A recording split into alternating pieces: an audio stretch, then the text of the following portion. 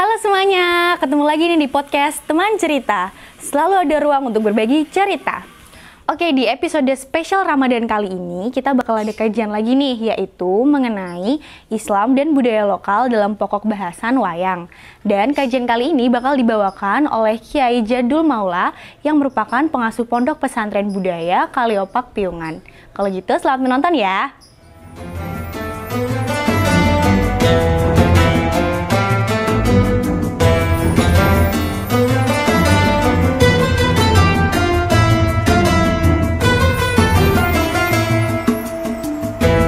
Assalamualaikum warahmatullahi wabarakatuh. Waalaikumsalam warahmatullahi wabarakatuh. Bismillah, alhamdulillah, wassalatu wassalamu ala rasulillah Sayyidina Muhammad ibn Abdillah wa ala alihi wa sahbihi wa mawalah. La hawla wa la quwata illa billah. Yang saya hormati Ibu siapa Bu? Ibu Sinta Ratri ya, selaku pengasuh ya pesantren Al-Fatah. Mbak Masturia ini pengasuh juga. Ustadzahnya. Terus ibu-ibu, bapak-bapak yang lain, mas-mas ya, saudara-saudara sekalian yang saya hormati. Syukur alhamdulillah ya saya bisa sampai sowan ya ke Pondok Pesantren Al-Fatah ini ya. Namanya sudah saya sering dengar, Bu Sinta. Tapi alhamdulillah saya baru bisa nyampe ke sini. Dan di luar dugaan saya ternyata indah sekali. Saya dulu pernah di Kota Gede tapi yang di pinggir jalan, jadi nggak bisa melihat suasana di dalam perkampungan ya, komplek ini.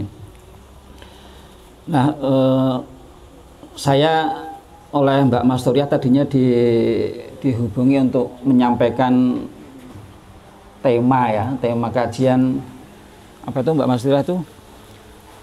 Waria dalam budaya Jawa klasik gitu, kajian filologi naskah. Wah, dhuwur banget ya. Dan dilalah pertama saya nggak ahli filolog, bukan filolog, dan kemudian juga saya tanya teman-teman yang di pernaskahan ya, saya juga bongkar-bongkar, saya tanya-tanya gitu juga nggak nemu gitu. Terus saya matur ke Mbak Masturia, gimana kalau temanya ganti yang saya mampu gitu. Terus yaudah yang penting bisa hadir gitu, bisa silaturahmi ya kepada saudara-saudara yang ada di sini ya. Nah, ini sama-sama dari budaya Jawa klasik ya, saya mau mengambil untuk apa ya, mengisi waktu ini. Saya biasanya jam berapa? Ini jam ini pakai adzan maghrib. Adzan maghrib ya? Jam setengah 6. Jam 5:30 ya. Ya, ini ada waktu sekitar 45 menit. Nah, yang sudah saya tulis ya, saya nulis buku judulnya Islam Berkebudayaan ya, Islam Berkebudayaan. Nah, salah satu tulisan di dalamnya ini saya menulis tentang wayang ya. Tentang wayang yang merupakan ajaran pusaka itu ya, pusaka peninggalan Wali Songo dulu, Sunan Kalijogo ya. Dalam berdakwah ke tengah-tengah masyarakat itu menggunakan wayang. Ya. Jadi wayang ini isinya pendidikan ya, tapi melalui cerita ya, kisah ya. Ini satu kearifan ya, wali dulu itu menyampaikan pelajaran pendidikan tapi melaluinya kisah ya, cerita. Nah, pendidikan tentang apa ya? Orang Jawa itu mengatakan wayang ini kan wewayangan ya. Wayangan itu artinya bayang-bayang. Wewayanganipun ngagesang ya, bayang-bayang kehidupan ya. Jadi wayang itu bayang-bayang kehidupan.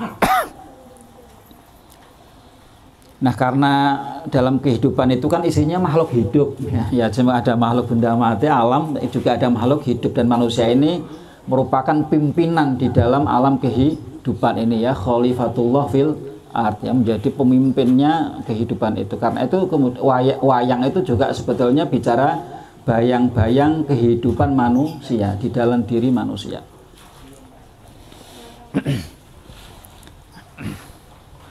Tapi juga di samping bayang-bayang itu, wayang itu juga mengandung pengertian mayang ya. Jadi orang-orang dulu itu ada disebut namanya tumenggung mayang ya. Banyak santri-santrinya Sunan Kalijogo itu namanya itu mengandung unsur mayang ya. Nah, mayang itu juga berasal dari kata-kata mahyang, yaitu menuju jalan rohani ya. Apa Mbak? Ya, artinya perjalanan spiritual ya. Jadi mayang itu juga bermakna perjalanan rohani atau perjalanan spiritual, mahyang ya, menuju kepada hyang ya, kepada hyang. Karena itu nanti ada lakon-lakonnya itu ada hyang banyak sekali ya. para hyang itu banyak sekali, Sang Hyang Naroda ya, Sang Hyang Manikmaya ya, banyak sekali. Mungkin jenengan semua lebih hafal. Saya sendiri sebetulnya hanya ya, mu'alaf wayang. Mu'alaf wayang. Jadi di dalam hal wayang itu sebetulnya mu'alaf ya. Tapi kemudian saya mendapatkan penjelasan dari para kiai gitu, nonton menyelenggarakan acara, terus akhirnya mengamati, mencoba menghayati, oh memang berarti benar dulu yang diajarkan itu. Nah, di dalam mahyang, bayang-bayang itu artinya orang yang nonton itu melihat bayang-bayang. Nah, dalangnya biasanya kan dalam janturan jejer pertama itu mengatakan begini bahasa Indonesianya ya. Saya bahasa Jawanya malah enggak ya. Tapi bahasa Indonesia itu begini. Peristiwa yang akan digelar ini, yang terjadi ini, kisah ini, di manakah terjadinya? Gitu. Di mana terjadinya kisah itu? Ketika jejer pertama, jejer Ngastina ya, ada Duryodono, ada Bisma, ada Sengkuni, ada Adipati Karna dan lain-lain. Lalu dalangnya mengatakan kisah ini terjadinya di mana. Lalu dilanjutkan dalam ungkapan selanjutnya itu, ini kisah di negeri yang gemah ripah loh jinawi dan seterusnya itu yang terus tapi diberi kata kunci ya, untuk menuju negeri yang gemah ripah loh jinawi itu mulainya dari Kaeko Adidoso. Kaeko Adidoso Purwo ya, jadi purwone dari Kaeko Adidoso, mulanya dari kesatuan yang luhur dari 10. Lalu dalangnya biasanya jejer pertama itu menarikan golek ya, jenengan kan menarikan golek wayang golek. Nah, itu artinya golek ono, carilah di mana ini ya. Nah, itu 10 itu menunjukkan 10 unsur. Sehingga dalang itu ingin mengatakan orang dulu itu, ini bayang-bayang ini Ngastinapura, Hastinapura, ya, Amarta, ya, Indraprasta, ya. Itu tidak di mana-mana, bukan di India, bukan di luar sana, tapi adanya di dalam diri kita. Ya. Jadi Hastinapura, Ngastina itu di dalam diri kita, Ngamarta itu juga ada di dalam diri kita. Jadi semua yang digelar di bayang-bayang kelir itu, ya, yang berkelebat-kelebat di dalam kelir itu adalah bayang-bayang di dalam diri kita. Ya. Jadi ibarat mesin komputer apa HP iki jane ning jero awake dhewe iki nggo ana alak ana kabel-kabel sing ana komponen-komponen yang pernak-pernik cilik-cilik sing dihubungkan kabel yang. Nah, itu untuk melihat di dalam diri kita itu digelar melalui wayang itu. Jadi kelebat-kelebat itu sebetulnya percaturan ya, pergulatan kisah di dalam diri manusia ya, di dalam diri kita ya, di dalam diri saya dan di dalam diri jenengan semua ya. Jadi itu berkaca ya. Nah, Ngastina ini di dalam diri kita itu di mana, dan Amarta itu di dalam diri kita itu di mana? Golek ono, carilah. Nah, ternyata Ngastina itu isinya jenengan lebih ngerti nggih Bu, isinya kerajaannya Kurawa. Kurawa itu jumlahnya 100 Kurawa ya. Nah, Kurawa ini murid-muridnya Begawan Durna. Padepokannya namanya padepokan apa? Sukolimo. Sukolimo itu kesukaan yang 5. Artinya ini lambang dari hawa nafsu, molimo. Ya, bukan molimo sih, sukaan 5. Jadi ada nafsu kita itu ada 5 macam nafsu, ya, nafsul amaroh, ya, nafsu sufiyah, ya, nafsul mulhimah, nanti ada nafsul mutmainah, lalu ada nafsu tumakninah, ada 5. Ya. Nah, jadi Kurawa ini kerajaannya murid-muridnya Durna. Artinya Durna itu keinginan. Ya. ada 100 Kurawa. Nah ini pralambang ya. Nah diri kita itu seringkali kalau berbuat sesuatu itu yang menggerakkan apa? Keinginan ya. Saya tuh nanya, saya punya dulu ngajar di Kerapiak juga santri, saya tanya, coba mulai bangun tidur sampai tidur lagi apa yang dilakukan? Bangun tidur langsung pegang HP, buka Instagram lalu, jadi dia dari apa satu gerak yang lain itu digerakkan oleh ingin ini, lihat gambar ini, dan bosan ini lihat ini, terus gitu, ganti terus. Habis capek main HP, lapar makan, habis makan haus minum, habis minum capek baca buku capek lagi nonton TV capek tidur lagi. Jadi kadang manusia itu hidupnya itu digerakkan oleh hanya keinginan ya, dari bosan satu ke bosan yang lain ya, kan gitu ya, hanya menurut kayak gitu. Nah itu biasanya potensi orang yang hanya lahirnya dari keinginan itu nanti yang lahir itu diri kita itu ngastino kita itu ya, ngastino kita ya. Nah itu biasanya bisa cenderungnya ya itu tidak mengarah kepada kebenaran, tidak mengarah kepada kebaikan, karena hanya keinginan, nuruti keinginan ini bukan yang sejati ya, bukan mengarah kepada kebenaran yang sejati. Nah, ini hanya keinginan.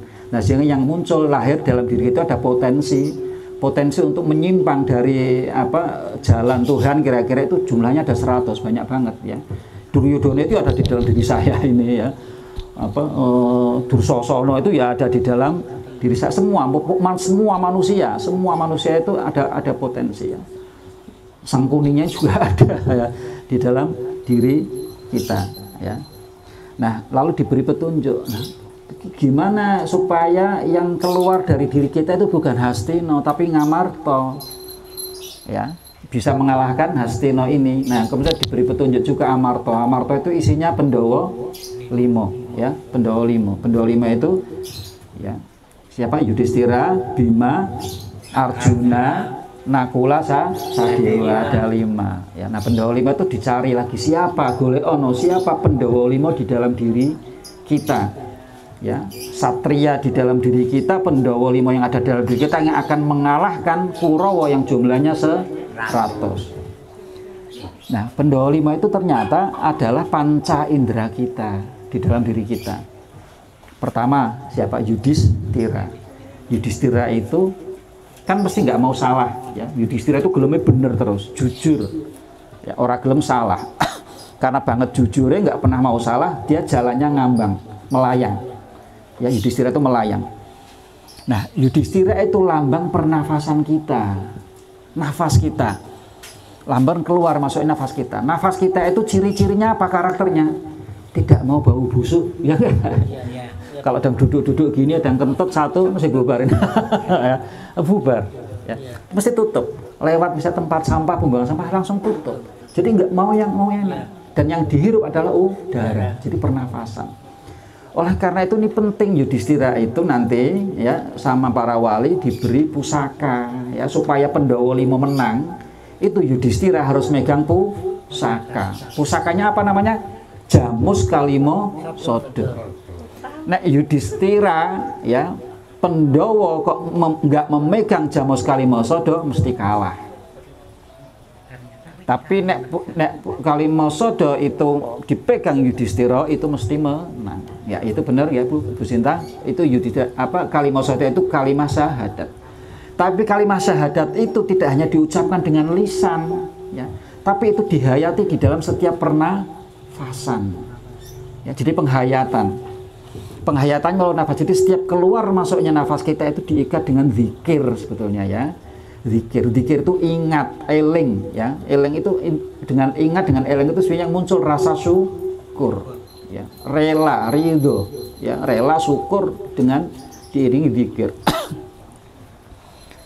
Nah, zikir ini kemudian nafasnya masuk ke dalam dengan zikir itu akan membersihkan apa? Membersihkan batin ya. Nah batin itu juga di dalam lakon itu ada yang namanya siapa yang disuruh diikat bertapa di Grojogan Sewu ya. Itu namanya Baladewa. Sebelum perang Brontoyuda Ya, sebelum perang Brontoyuda, Baladewa oleh Krishna, adiknya, disuruh bertapa di grojogan saya. Nah ini golek ono, Baladewa di dalam diri kita itu siapa? Kok sing dikon topo di dalam grojogan saya? Nah Baladewa itu mertuanya Duryudana. Jadi Baladewa itu nek dimbarke, dicolke, dilepas, itu cenderung yang berpihak kepadaku Kurawa. Nek Baladewa ini berpihaknya ke Kurawa, Pandhawa 5 mesti kalah. Karena apa, ini sakti ya. Baladewa itu sakti ya. Punya senjata namanya Nanggala ya. Sakti. Nah oleh karena supaya Bharatayuda Pandhawa 5 menang, oleh Krishna disuruh bertapa di grojogan Sewu supaya nggak ikut Bharatayuda. Nah grojogan saya untuk maknya digerujuk dengan zikir seribu. Nah Baladewa itu lambang dari batin kita, semangat kita. Ya batin itu semangat. Ya coba nek semangat kita itu diloske bae, cenderungnya ke Kurawa apa ke Pandhawa. Ya. Ya. Nek kalau tanglet teng santri-santri anak-anak muda gitu itu tanya ya di loske ya mesti cenderung ya nek kan sinau ya sekolah sinau karo kon dolan ning pasar semangat dolan ya. Ya ini karena Baladewa kita itu memang maratuwane Duryudana. Jadi berpihaknya mesti seneng-seneng ya semangat kita. Oleh karena itu ketika diikat digrojok dengan grojogan sewu artinya semangat kita itu dibersihkan. Supaya nggak ikut-ikut, supaya nggak berpihak kepadaku Rawa, yaitu makna zikir ya. Nah itu makna zikir itu kemudian pusaka jamus kalmo itu setiap tarikan nafas kita itu nggak usah pakai lisan, nggak usah dipamerkan, hanya di dalam nafas aja dimasukkan ke dalam batin. Lalu ini akan membersihkan batin. Nah orang kalau kemudian setiap nafasnya itu diiringi zikir, membasuh batin itu jadi bening. Nah insya Allah ini kalau kemudian batinnya bening, nah itu nanti Pandhawa 5 yang lain ini juga akan gagah ya, akan kuat.